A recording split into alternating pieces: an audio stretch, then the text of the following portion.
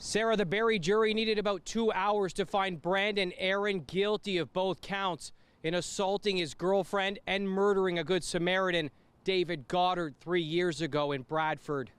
Brandon Aaron has been convicted of murder after the jury found Aaron stabbed 59-year-old David Goddard 20 times and left him on the side of the road after Goddard stepped in to help Aaron's then teenage girlfriend, who was being assaulted along Holland Street West in Bradford in the early morning hours of September 4th, 2022.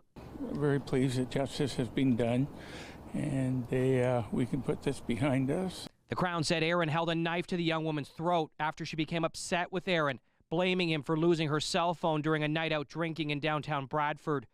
It was around 3 a.m., the Crown said. Aaron threatened to kill his girlfriend and broke her arm with a flashlight she'd borrowed from a nearby gas station as she searched for her phone. When the court heard Goddard came to the young woman's aid, Aaron became enraged with Goddard and pulled out the steak knife and stabbed him.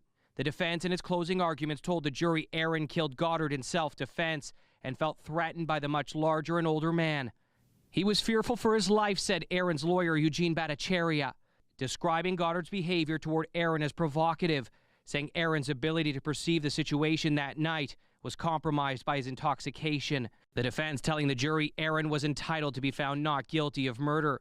Should the evidence they heard leave them with a reasonable doubt, Aaron murdered Goddard and assaulted his girlfriend. The young woman told the court she broke her own arm that night, and Goddard showed up and offered to take her home, describing a very different version of events from what she told police in the hours that followed the stabbing. The jury wasn't swayed by the defense. Goddard's family now preparing to tell the court about the man who died a hero, trying to help a young woman in need. David would go out of his way to help someone.